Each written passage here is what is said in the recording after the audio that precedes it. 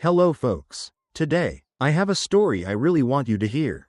Go ahead, take a seat, and pour yourself a strong cup of coffee. My channel is where the magic of storytelling lives. Let's enjoy this incredible tale together. The cold rain of the Pacific Northwest was beating down on the weeds sprouting from the cracks in the asphalt. Jack Reynolds, 72 years old, a former lumberjack who once knew every inch of these mountains, now felt his knees creak even on this gentle slope. He was driving home from visiting his late wife Martha's grave on the anniversary of her passing. The engine of his old pickup truck echoed through the desolate mountain road like a cough. Not again. Jack grimaced at the sight that appeared around the bend. It was an illegal dumping ground, a spot where trash piled up no matter how many "no dumping" signs the county put up. Old furniture, torn garbage bags, and the debris of daily life sat soaking in the rain, emitting a strange, sour odor, letting out a sigh mixed with anger and resignation. He was about to drive past. Whimper. A beast's cry? No, it was too faint. It sounded like a rusty brake caliper being scratched with a fingernail. A sound that stuck in the back of your ears. Jack took his foot off the gas and pulled the truck to the shoulder. The rain drummed on the roof, trying to drown out that thin voice. Just my imagination, he thought. But the moment he prepared to step on the gas again, he heard it, clearly this time. It was a scream for help, yet simultaneously sounded like the voice of something that had long since given up. Jack killed the engine, opened the door of his truck which smelled permanently of oil and sawdust, and stepped out. The cold rain immediately soaked his stiff, gray-streaked hair. As he stepped into the mountain of trash, the muddy soil clung to his work boots. Grimacing at the stinging stench, he moved toward the sound. The voice seemed to be coming from behind an abandoned refrigerator. Jack gasped at the scene spread out before him. Lying in the muddy water was a German shepherd. Her black and tan coat was filthy with mud, her body so thin that the shape of her ribs was clearly visible. And around her neck was something unbelievable. Rusty wire, and not just a single loop. It was wrapped tightly, layer upon layer, biting into the skin like a torture device. The flesh around the wire was swollen red and black. Just looking at it conveyed intense pain. A mother, Jack realized instinctively. Her belly area was slightly sagging, a sign of recent nursing. And nestling close to that mother's cold body was a tiny puppy. It couldn't have been more than a month old. Shivering in the rain, it desperately tried to suckle milk from its mother, only to drop its head weakly. The owner of that desperate voice earlier was undoubtedly this puppy. As Jack approached, the puppy twitched and glared at him, trying to be alert, but in those eyes, rather than fear, there was a desperate plea. Help my mother. In contrast, the mother's eyes were already losing their light. They were clouded with resignation and prolonged suffering. Jack slowly reached out to touch her body. It wasn't just the cold rain, it was the temperature of a life fading away. Cruel. A voice trembling with rage leaked from Jack's lips. What kind of monster would do this? Suppressing the rising anger, he gently placed his fingers on the wire wrapped around the mother's neck. He just wanted to relieve her of this suffering, even a little. At that moment, something surprising happened. The mother dog, who had been limp and motionless, summoned her last ounce of strength and snapped her eyes open. Then, weakly, she bit Jack's hand. Her teeth barely made contact. There was no pain. But the will imbued in that action seized Jack's heart. Was it a rejection of humans? Or was it a mother's final resistance to protect her child? Jack froze, staring at his hand. Only the rain continued to beat mercilessly on them and the injustice of this world. Jack's pickup truck was racing down the mountain road toward the town at the foot of the hills. In the passenger seat lay the puppy in a cardboard box. And in the truck bed, wrapped in old blankets, was the mother. Every time he saw the limp figure of the mother in the rearview mirror, Jack stepped harder on the gas. He looked at his left hand where she had tried to bite him. That act might have been the proof of the last life force left in her. The thought tightened his chest. The town's only veterinary clinic, with its weathered sign, was glowing dimly in the twilight rain. When Jack rushed inside, clutching the shivering puppy in one arm and carrying the mother wrapped in blankets in the other, the young woman at the reception desk let out a cry of surprise. "Doctor, it's an emergency." Emerging from the back was Dr. Emily Carter. She was in her mid-30s. A woman with a city atmosphere but a sincere gaze toward animals. She momentarily widened her eyes at Jack's frantic state and the dog peeking out from the blanket, but immediately switched to her professional face. "Bring her into the exam room. Explain the situation." Jack explained how he found them at the dump in fragmented sentences. Emily listened silently while efficiently examining the mother's body. She applied a stethoscope, shone a light into her pupils, and then lowered her gaze to the most serious problem, the wire around the neck. At that moment, her expression clouded over grimly. "This is terrible. This isn't the work of a human being." Her muttering seemed to speak for Jack's own heart. She carefully but quickly checked how deeply the wire had dug into the skin. During this, the mother dog only twitched faintly, seeming to have no strength left to resist. In Jack's arms, the puppy continued to tremble.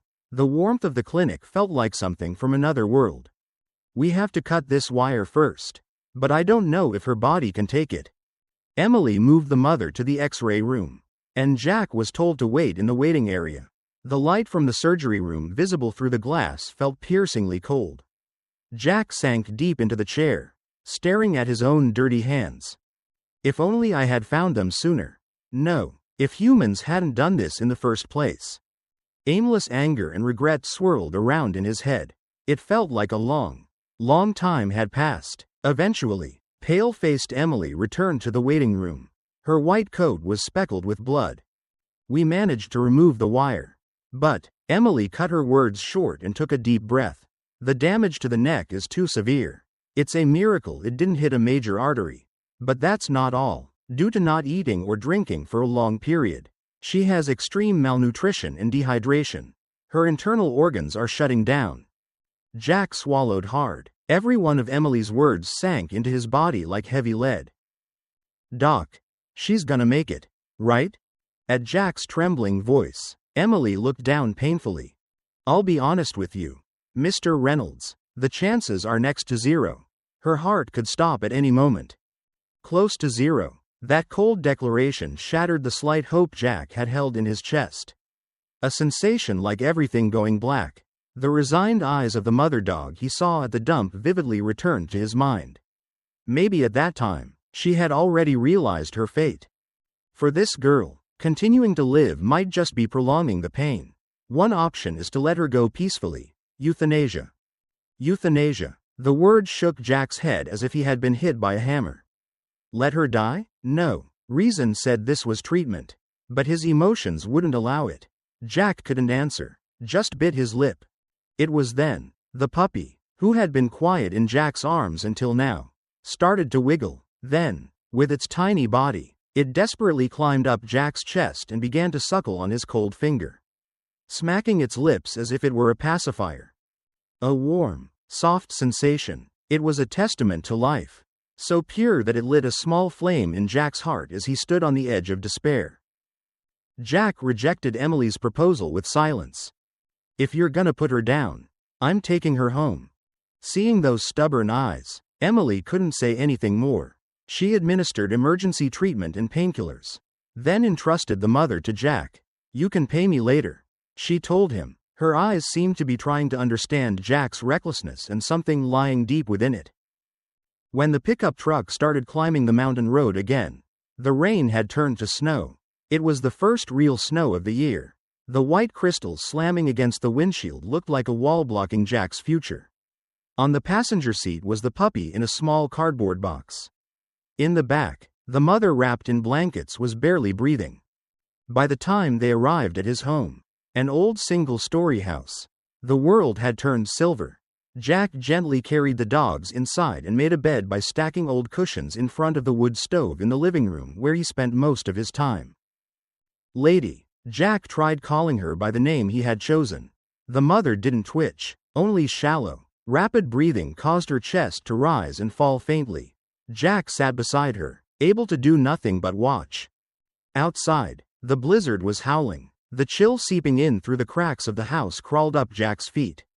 That cold awakened an old memory sleeping in the depths of his mind. It was 10 years ago. In winter, Jack had a dog named Buster. He was smart, loyal, like a son. When Buster fell ill, Jack had been too busy with work and hadn't nursed him enough. It was a blizzard, and he arrogantly thought, "He's tough. He'll be fine until morning." Buster died in Jack's arms. Suffering. Jack could never forget Buster's final gaze, accusing, yet trusting him to the end. "I'm sorry, Buster." Waves of regret crashed over him. After losing Buster, Jack swore he would never own an animal again. He couldn't bear the weight of being responsible for a life. His wife Martha, perhaps sensing Jack's heart, had stayed by his side without saying anything. Martha, too, had left 3 years ago due to the same illness as Buster. Now, in this large house, Jack was all alone. The flames of the stove illuminated Lady's emaciated body in orange. Her figure overlapped with the suffering Buster. Jack felt as if his chest were being torn apart by the pain of the past and his helplessness toward the life fading before his eyes. Should I have left it to the vet? No, she tried her best. I was the one who ran away. Running from the decision, from the responsibility. Am I going to let one die again? The voice of self-questioning echoed heavily in the quiet room. As if sensing Jack's anguish, the puppy curled up on the cushion let out a small whine. Coon. The sound tightened Jack's heart further. This little life couldn't survive without its mother. 2 lives were now in his hands. I don't want to lose anyone anymore. I'm done with regrets. Jack clenched his fists tight. It was then. Grew. Jack heard a faint sound from right beside him. It came from deep within Lady's throat. A low, hoarse sound. For a moment, he thought it was a groan of pain. But no, it was calmer, possessing a resonance like it was trying to convey something. When Jack fearfully looked into Lady's face, her eyes, which should have been tightly closed, were slightly open. Her clouded pupils reflected the stove's fire and captured Jack. What did that throat sound mean? A final farewell greeting? Or was it proof of a thin resistance, saying she hadn't given up on living yet? Lady's faint throat sound in her slightly opened eyes. It melted something frozen inside Jack. He stood up, went to the kitchen, and pulled out an old dropper and powdered milk from the back of the cupboard. Things he had used when Buster had puppies long ago. All right, Jack muttered as if to psyche himself up, and efficiently mixed the milk with warm water. First, he picked up the puppy trembling in the cardboard box. You're a Scout. I'll name you Scout. Jack brought the dropper filled with milk to Scout's mouth. Scout seemed confused at first, but once he caught the scent of milk, he latched onto the dropper frantically. The sight of that tiny body desperately trying to live warmed Jack's chest. After watching Scout's belly fill up, Jack prepared a towel dampened with warm water and began to wipe Lady's body carefully. He gently untangled the fur matted with mud and dirt. Avoiding the swollen wound on her neck, he meticulously cleaned her. Lady let him do it, occasionally exhaling a sigh. I found you on the mountain. So you're a lady of the woods. Just lady. Simple, but it suits you. Talking to himself, Jack continued to warm Lady's body. He laid her in front of the stove and repeatedly tucked her in with blankets warmed by his own body heat. As the night deepened and the blizzard shook the house violently, Jack continued his nursing without sleeping a wink. It was a desperate act, as if making atonement for his sin against Buster. How much time had passed? As the sky began to lighten and the blizzard lost some of its momentum, Jack noticed a slight change in Lady's body. Her breathing had become just a little deeper, and he felt a faint warmth returning to the tips of her paws, which had been so cold. It felt like a single ray of hope had shone through. Jack gently brought the dropper dripping with milk to Lady's mouth. Then, weakly, Lady moved her tongue and swallowed the milk. She drank it. Jack's voice trembled with joy and relief. She's trying to live. This girl hasn't given up yet. That fact injected new vitality into Jack's exhausted body. Before noon that day, the sound of a car stopped in front of the house. When he opened the door, Dr. Emily stood there, covered in snow. She had come to check on them out of worry. Mr. Reynolds, how are the dogs? As soon as Emily entered and saw Lady sleeping in front of the stove, she lost her words. The atmosphere in the room was completely different from yesterday. Jack must have nursed them all night. Emily listened to Lady's breathing. shone a light in her eyes, and widened them in surprise. No way, I can't believe it. She took Lady's pulse, listened to her heart, and performed several checks quickly. Then she looked at Jack with eyes as if she were looking at something unbelievable. She's completely different from yesterday. She's still in a critical state, but her vitals have stabilized just a little. This girl, she wants to live. At Emily's words, something definite sprouted in Jack's heart. It wasn't just sympathy or self-satisfaction. It was an unwavering resolve. I will absolutely save these 2 lives. They were still on the edge of despair, but precisely because they were in the darkness, the small flame of life looked stronger and warmer than anything else. Emily's diagnosis acted as a powerful stimulant for Jack. However, a realistic problem immediately stood in his way. Proper treatment would cost a fortune. Antibiotics, nutrients, and potential future surgeries. For Jack, living on a pension, it was too heavy a burden. After agonizing for a few days, Jack made a decision. He decided to sell his late wife's vintage heirloom silverware and jewelry. Stored deep in the closet, these were her prized possessions, and irreplaceable memories for Jack. But right now, there were lives he had to protect, even more than memories. Martha, forgive me, lend me your strength. Putting his hands together at the family altar, Jack took out the carefully wrapped box. Feeling its heavy weight, he drove his pickup truck to the antique shop in town. The snow had stopped for the moment, leaving the roads muddy. On the way, Jack passed the dump where he found them. As if drawn by something, he stopped the car and stepped into that place again.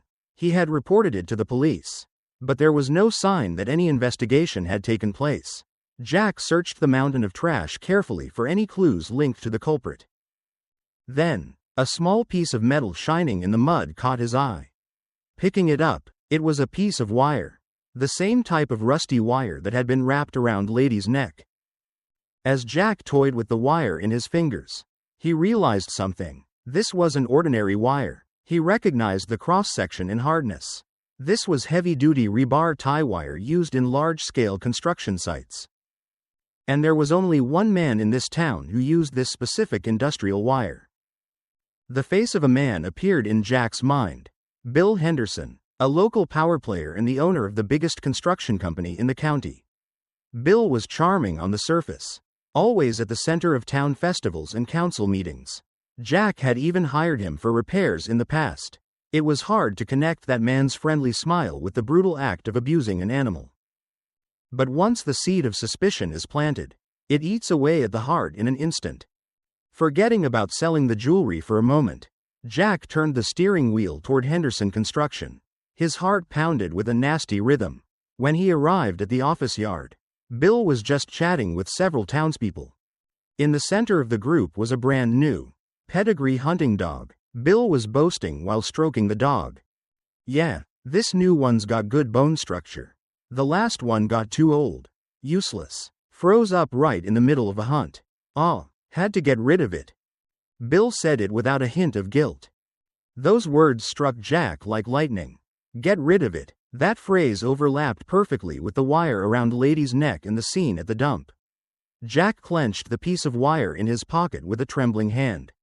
This is undeniable proof. He walked slowly toward the circle of men. "Bill." Noticing Jack's voice, Bill turned his friendly smile toward him. "Well, if it isn't Jack, what's wrong? You look scary." Jack stared straight into Bill's eyes and thrust the piece of wire right in front of his face. "This is the wire you use, ain't it?" For a moment, Bill's smile froze. Jack didn't miss the flash of panic and cold cruelty that dwelled deep in his eyes. Betrayal, the hideous truth hidden behind the mask of a good guy, bared its fangs right in front of Jack. Bill's expression was frozen for only a split second. He immediately returned to his usual friendly smile and shrugged exaggeratedly. "Jack, what are you talking about? That kind of wire is everywhere. And what are you saying I did with it?" At that feigned ignorance, Jack's anger reached its peak. He raised his voice. "Don't play dumb with me. You threw that dog away, didn't you? At the dump on the mountain, with wire wrapped around her neck." At Jack's accusation, the townspeople chatting around them began to buzz. However, Their gazes were directed not at the accused Bill, but at the accuser, Jack. It wasn't sympathy or agreement, but the cold eyes one gives a troublemaker. Bill sighed as if troubled. Good grief, Jack, have you gone senile? I thought you've been acting a little strange since you lost Martha. But folks, maybe it's best not to engage him.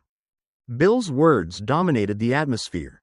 The townspeople let out chuckles or said, Now, calm down, Jack, treating him like an old man who had lost his mind. Jack was stunned to realize the situation was completely against him. In this town, Bill was justice, and Jack was the outlier. Biting his lip in humiliation, Jack left the place and headed to the sheriff's station. But the young deputy didn't take Jack's story seriously either. Mr. Reynolds, I understand how you feel, but that wire alone isn't enough evidence. Mr. Henderson is a pillar of this community. If you're wrong, it could be a big problem. Behind the evasive words was the obvious desire not to go against the powerful Bill Henderson. Even the law turned its eyes away from the truth. Overwhelmed by a sense of despair, like standing all alone before a massive wall called society, Jack returned home. That evening, while Jack was nursing Lady at home, a luxury pickup truck pulled up in front of his house. It was Bill. He walked into the house with a calm expression, as if nothing had happened. Jack, sorry about earlier, I said a bit too much. Jack didn't lower his guard as Bill bowed his head. Bill looked at Lady sleeping by the stove and Scout curled up beside her, and scoffed. Still alive, huh? Stubborn things. Blood rushed to Jack's head at those words. It really was you. Bill didn't even try to hide his true nature anymore. He stared at Jack with cold eyes and said quietly, but with undeniable pressure, Jack, you've lived in this town a long time. You should know, it's best not to make waves. I won't badmouth you, so forget about this, if you go sniffing around anymore. Bill paused, tapping the pillar of the house with his finger. You might find it hard to live in this town. It was a quiet, absolute threat, the invisible violence of power and peer pressure. Jack's body trembled with rage, but no words of rebuttal came out. He could only glare at the cold face of the man in front of him and bite his lip. In the closed world of the village, he had become completely isolated. The person who supported Jack's heart in his isolation was an unexpected figure. Dr. Emily Carter. When she visited Jack's house to check on Lady, she sensed his haggard appearance and the disturbing atmosphere in the town. Mr. Reynolds, did something happen? At Emily's direct question, Jack initially pushed her away, saying it was nothing. He didn't want to drag anyone else into this. But Emily didn't give up. I came back to this town from Seattle to take over my father's clinic. But ever since I got back, I've felt it, the atmosphere of, see no evil, hear no evil, the closed nature where no one speaks up against the strong and the weak are ignored. The person you are fighting is probably part of that, isn't he? Emily's words slowly melted the hard shell around Jack's heart. She, too, was fighting loneliness in this town. Jack began to speak, bit by bit, about Bill, the cold reaction of the townspeople, and the police response. After hearing everything, Emily's face stiffened with anger. But she said quietly, You are not wrong, Jack, absolutely not. How much that single phrase saved Jack's heart. He felt like a tension he had been holding onto snapped, and he let out a deep, long breath, feeling he finally had an ally. Doc, I ain't crazy, am I? Emily met Jack's vulnerable words with a strong gaze. Of course not. Let's fight for Lady and Scout. 2 people and 2 dogs, we'll be fine. From that day on, Jack's lonely house became a fortress for 2 people and 2 dogs. Emily became a huge support for Jack, not just medically but mentally. Jack gruffly accepted the donuts she brought, but her kindness soaked into his heart. Lady's recovery was miraculous. She still couldn't stand on her own, but she began to eat the liquid food Jack offered on a spoon. Little by little, Scout became more energetic by the day, running around Jack's feet and playing. The vibrancy of that small life brought a bright light to the house filled with heavy air. One day, Lady licked Jack's hand for the first time. It was a sign of gratitude and trust. Jack fought back the tears that threatened to spill. I can endure anything to protect this warmth." Emily didn't just encourage Jack. She took action. Judging that the local police were unreliable, she contacted the state ASPCA headquarters directly and filed a report for animal cruelty. Furthermore, on condition of anonymity, she leaked the story to an old friend who was a journalist. "If we just stay quiet in this town, they'll cover it up. We have to use outside pressure." Her resolve was firm. However, that action soon reached Bill's ears. The town was smaller than Jack thought, and information flowed instantly to the powerful. It happened that night. Jack was wiping Lady's body when he heard a crackling sound outside. Looking out the window, an unbelievable scene spread out. The barn behind the house was engulfed in bright red flames. It wasn't an accident, it was a clear, malicious warning from Bill. "Fire!" Jack screamed. Scout jumped up in surprise. Outside the window, the flames scorched the night sky, swallowing the barn like a giant beast. Jack's legs froze in fear for a moment, but he snapped back to reality, grabbed Lady and Scout, and rushed out of the house. Fortunately, the volunteer fire department arrived before the fire spread to the main house. However, the barn, filled with tools Jack had used for years and memories of his late wife, was reduced to a miserable, blackened skeleton. The fire chief muttered it was probably faulty wiring, but Jack knew. This was a warning from Bill. Next time it might be the house. Consider your lives forfeit. The flames spoke eloquently. The next morning, standing before the ruins of the barn, Jack trembled not with fear, but with a rage that surpassed it. "I won't stay silent. An eye for an eye." That was the code Jack had lived by in the mountains. Turning fear into anger, he swore to fight back. Sensing something wrong, Emily took the day off from the hospital and rushed over. Seeing the burned-down barn, she too realized this was no simple accident. "Jack, talking to the cops is useless. No evidence. They'll just write it off as my delusion again." Jack spat out the words. He was right. The deputy did a cursory inspection, concluded it was likely an electrical short, and left, looking at Jack, who kept mentioning Bill's name, as a troublesome old man. "I can't leave it to them anymore." The light of determination dwelled in Jack's eyes. He turned to Emily. "Doc, I need your help with something." From that day, their counterattack began in earnest. Emily started creating a detailed record of the events, Bill's threats, and the suspicious fire, dates, times, conversation contents, objective facts that would stand up in court. Meanwhile, Jack mobilized his memory and knowledge. When and where did Bill use that special wire? Did his hunting dogs disappear under strange circumstances in the past? Gossip in the town, fragments of casual conversations. He dredged up everything from the bottom of his memory. It was lonely, mind-numbing work. But they lacked evidence. To corner Bill, they needed a decisive blow. Jack thought of one person, Old Man Miller, the town elder and a former foreman who worked alongside Jack. Miller knew Bill's past better than anyone. However, since a trivial argument a few years ago, the two had been estranged. Swallowing his pride, Jack visited Miller's house. Jack bowed deeply to Miller, who was quietly sipping coffee on his porch. "Miller, please, help me. I can't let Bill get away with this." Jack told him everything. The dogs, the threats, the fire. Miller listened silently. His expression was unreadable. When Jack finished and looked at Miller with pleading eyes, hoping this man was his last resort. After a long silence, Miller quietly set down his mug and shook his head weakly.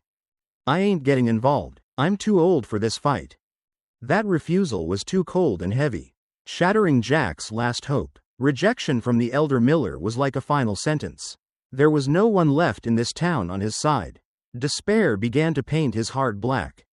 But when he returned home, Scout ran up to him energetically, and Lady looked at him with concern. "I'm the only one who can protect these kids." He couldn't give up. A few days later, a regular town hall meeting was held at the community center. It was a closed space where important town matters were decided. Jack steeled himself. This was the final battleground. Ignoring Emily's attempts to stop him, he headed to the community center alone. When Jack entered the hall, the gazes of the gathered townspeople pierced him all at once. eyes looking at a nuisance. Eyes of pity, eyes of curiosity. Sitting at the head table, leaning back arrogantly, was Bill. "Jack, you're not on the council anymore. What do you want?" Bill said theatrically. Ignoring the voice, Jack stepped into the center of the room. He spoke from the bottom of his gut so everyone could hear. "I have something I want you all to hear. Bill Henderson, a man who sits on this council, abused a dog and threw it away at the dump." The hall went silent. Jack told the story with a trembling voice, desperately pleading his case. The wire around the neck, the emaciated mother, and Bill's threats. But the townspeople's reaction was cold. Waiting for Jack to finish, Bill let out a deliberately loud sigh. "Did you hear that, folks? This is the delusion everyone's been talking about. The shock of the fire must have finally scrambled his eggs. Poor guy." Laughter that was neither sympathy nor mockery leaped from the crowd. Jack ground his back teeth in frustration. He was being made into a complete clown, just as despair was about to cover his heart again. "I'd like to hear that story, too." The doors at the back of the hall creaked open. Standing there was Old Man Miller. Behind him stood several other veterans with stern expressions, men who held sway in the town. The atmosphere in the hall changed instantly. Miller walked slowly into the room and stared straight at Bill. "Bill, I'm tired of hearing your lies." Miller's quiet but weighty voice echoed. 5 years ago, I know you killed a dog you owned.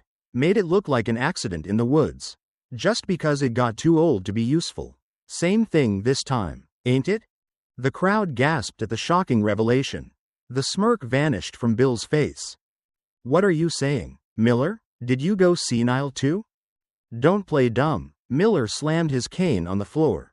"Your father was my best friend. For his son to sink so low as to treat life like trash, it's pathetic." The tide seemed to have turned. But Bill immediately doubled down. He was a man who had controlled this town with power and money. "Bringing up old stories? Where's the proof? Do you have evidence?" "Evidence," Bill shouted. It was exactly at that moment. "If it's evidence you want, here it is." With a crisp voice, Emily entered the hall. She held her smartphone high, showing the screen to everyone. "This is the story of Lady and Scout that I posted on social media. This article has already received countless comments. Voices from all over America are flooding in, saying, 'Don't forgive the culprit,' and 'reveal the truth.' This is the evidence of public opinion." The screen displayed an endless scroll of angry and supportive comments. It was the moment the justice of the outside world shattered the common sense of the closed village. Looking alternately at the smartphone screen, the stern gazes of Miller and the veterans, and Jack's angry face, Bill lost his words and went pale. The smartphone screen Emily presented was a bomb dropped on the closed town. The story of Lady and Scout spread on social media, fueled further by the article from Emily's journalist friend, and became national news in the blink of an eye. From the next day, TV broadcast vans and newspaper cars swarmed the quiet mountain village. Camera lenses turned toward every corner of the town like curious eyes. Jack's house was reported daily as the stage of a heroic tale. And Bill's construction company was bombarded with phone calls of criticism and protest. Overnight, Jack became the righteous senior who saved the abused dogs. But his heart didn't clear. The media assault stole his peaceful daily life. And more than anything, he felt the townspeople's gazes becoming colder than before. It's Jack's fault the town is a mess. We were living quietly, and he had to go and do something unnecessary. Whispers like that could be heard from nowhere. The whole town was labeled the animal abuse town and exposed to curious eyes. Naturally, there were those who didn't look kindly on Jack. Who had caused it? "I stuck to my justice. So why do I have to feel like this?" Jack was tormented by feelings of helplessness and guilt for causing trouble for the town. Emily continued to encourage him. "It might be hard now, but this is necessary pain to drain the pus this town has been holding." Her words were correct, but for Jack, who had lived in the town for so long, the pain was too realistic. Meanwhile, the cornered Bill was losing his mental balance day by day. Construction jobs were cancelled one after another, and the reputation and power he had built over the years crumbled like a sandcastle. The townspeople who had fawned over him turned their palms and began to distance themselves. A week had passed since the story hit the national news. It was a stormy night. Jack was hiding in his house, trying to escape the media illusion, holding his breath. Suddenly, the front door was pounded with force enough to break it. "Reynolds, I know you're in there. Come out." It was Bill's voice. He sounded drunk. His voice was muddy with anger and despair. Jack hid Lady and Scout in the back room and, steeling himself, opened the front door. Bill stood there, looking like a different person. Haggard, his eyes bloodshot with hatred. "It's your fault. Because of you, my life is over." Bill let out a beast-like roar and lunged at Jack. His massive body, along with the storm wind, crashed into Jack. Jack stiffened, helpless before the violent impulse. "This is the end," he thought. At that moment, grr! A low growl, sounding like it came from the depths of the earth, echoed from inside the house. In the next instant, a brown blur shot out like an arrow. It was Lady. Lady, who shouldn't have been able to stand on her own properly, kicked off the floor with unbelievable strength and stood between Jack and Bill. She planted her paws firmly, baring her fangs at Bill. Her body was still thin, but her figure was noble and filled with a fierce spirit, like a mother protecting her child. The painful scars on her neck were raw and visible, but in her eyes, there was no longer the color of despair or resignation from before. There was clear hostility, and a burning, strong will to protect Jack, her savior, this time. Bill faltered at that spirit. Even with the alcohol and hatred, he was helpless before the pure anger radiated by the dog in front of him. Letting out a pathetic noise, Bill slowly backed away. Attracted by the abnormal situation, neighbors gathered. They gasped at the scene before them. "That's Bill's dog. She's protecting Jack." An action of the soul, risking life, not words or material evidence. Lady's behavior was the most eloquent proof of all.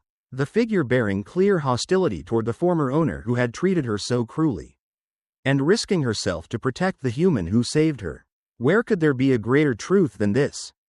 This incident became decisive. The police, who had been hesitant, were forced to launch a full-scale reinvestigation in the face of such a commotion and undeniable proof. Large amounts of the same wire wrapped around Lady's neck were found at Bill's construction yard. A few days later, Bill was finally arrested on charges of animal cruelty and attempted assault on Jack. As he was shoved into the patrol car, Bill's face was devoid of emotion. Until the very last moment he was taken away, he refused to admit his guilt.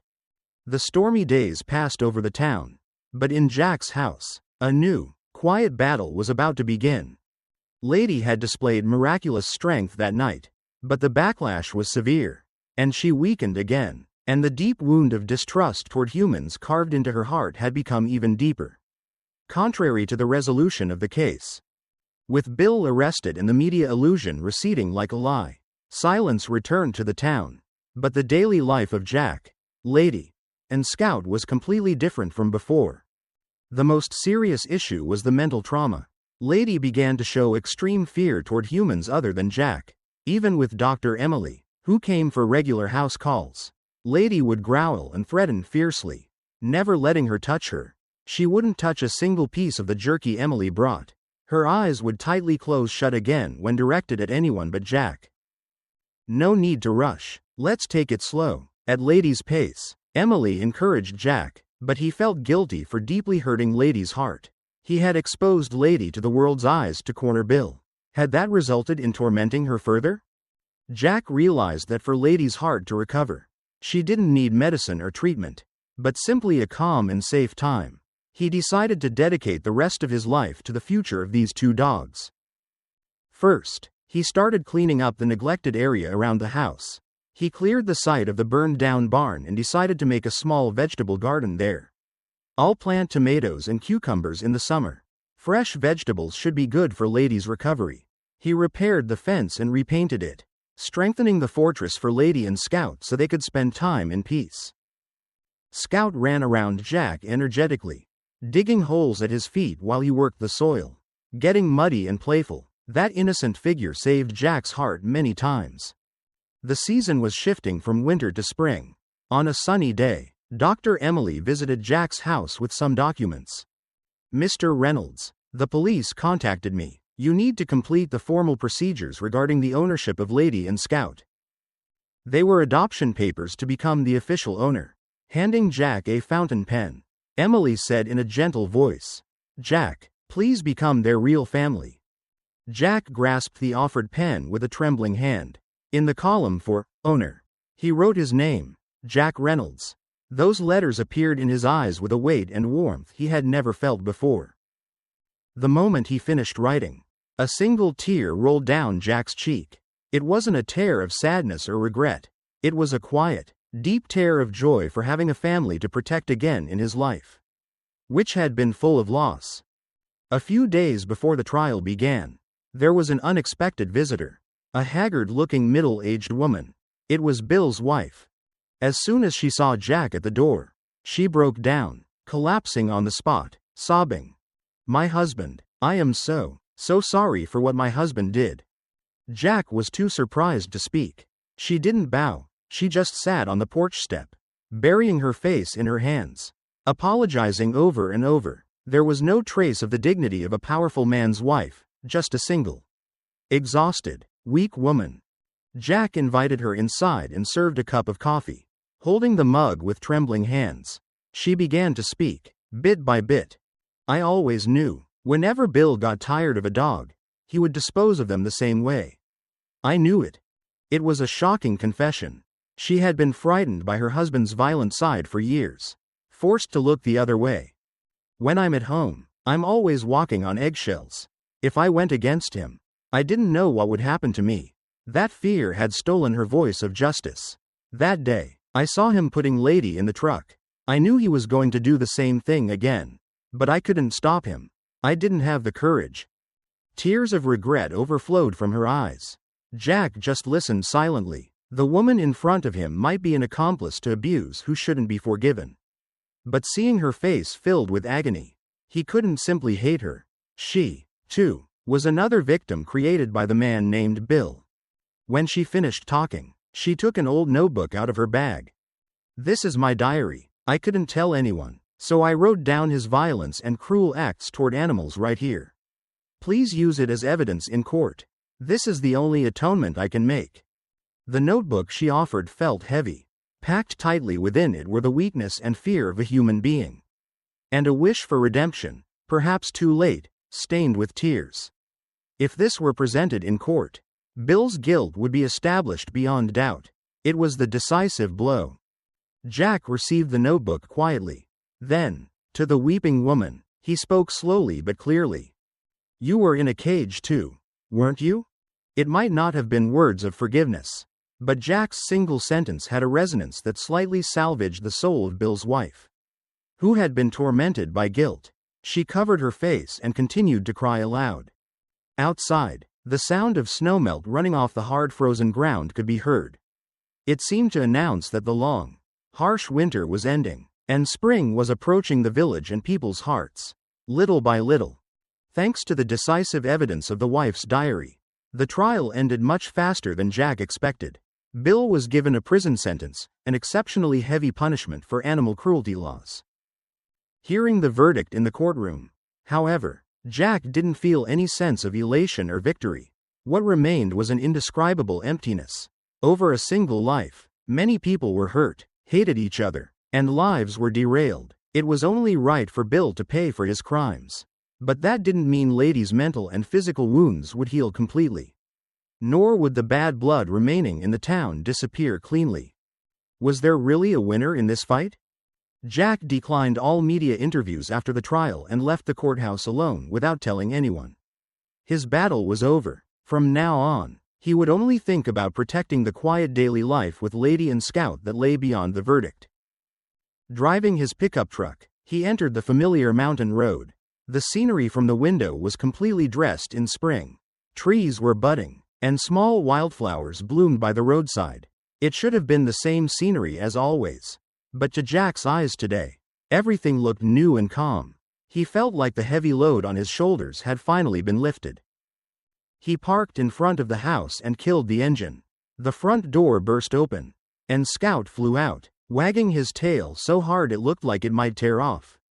He tangled around Jack's legs, urging him inside quickly. When Jack entered the house with a smile, Lady quietly sat up in front of the wood stove. Usually, even when Jack came home, she would only welcome him with her eyes without moving from her bed. But today was different. Lady stood up slowly, on slightly shaky legs, and walked toward Jack. Jack stood frozen in surprise. Lady came up to Jack's feet and looked up at his face. In those eyes, there was no longer any color of fear or wariness toward humans. Only a deep, clear color of trust floated there. Then, for the first time of her own free will, Lady gently rubbed her nose against Jack's rugged, wrinkled hand. A rough, yet warm sensation. At that moment, Jack felt the emptiness filling his heart being instantly melted by something warm. Words weren't needed, this warmth was enough. I'm so glad I fought for this girl. He could think so from the bottom of his heart. Jack gently stroked Lady's head, just quietly sharing that warmth. By the time the snow completely melted and the mountains were dyed in vibrant green, a calm and fulfilling time flowed in Jack's house. The incident that had caused such a stir felt like a distant memory, beginning to fade from the townspeople's minds. The days of Jack, Lady, and the now fully grown Scout were regular and quiet. When Jack woke up in the morning, the two dogs were already at the door demanding a walk. The three of them walked through the morning mist, while Jack worked in the garden. Lady sunbathed nearby, and Scout chased butterflies. Lady's body had fully recovered, the sheen returned to her coat, and her gait was strong. She still hadn't lowered her guard around humans other than Jack, but she no longer threatened them fiercely like before. She just quietly kept her distance, hiding behind Jack. Jack thought that was fine. No need to force her world to expand. If this house and this garden were a safe universe for Lady, that was enough. There was a big change in Jack himself. The stubborn, somewhat cynical atmosphere disappeared, and his expression became surprisingly gentle. The lonely old man's house was filled with warm light by the body heat and breathing of two dogs. When neighborhood children called out, "Puppy," from a distance, Jack would wave his hand with a gentle smile that would have been unthinkable in the past. He thought he had saved Lady and Scout, but perhaps it was the other way around. These two lives had saved his empty life, where he had just been listlessly waiting for death after losing his wife. They taught him the purpose of living and the joy of loving once again. One sunny afternoon, Jack was dozing off on the porch, flanked by Lady and Scout. Scout was using Jack's knee as a pillow, and Lady gently rested her chin on Jack's arm. The breeze carried the scent of mountain evergreens. It was a time of happiness that couldn't be surpassed. At that moment, he saw a small shadow timidly approaching from the road in front of the house. It was a child from the town, the boy who had called out from afar before. The boy stopped at the gate, hesitating a little, but as if making up his mind, walked up to Jack. "Mr. Jack, hello, is the doggy okay now?" At that innocent question, Jack narrowed his eyes. Lady noticed the boy's presence and twitched her ears. Jack gently stroked Lady's back and said calmly to the boy, "Yeah, she's all better. Come here, she's not scary." Jack patted the space next to him, inviting the boy onto the porch. The boy sat down next to Jack, nervous but happy. Lady seemed a little tense, but because Jack was there, she didn't try to run away. The closed village, and Jack's own tightly closed heart. It was the moment a soft spring breeze began to blow through both. Jack looked up at the sky. There, a blue, clear sky stretched on forever.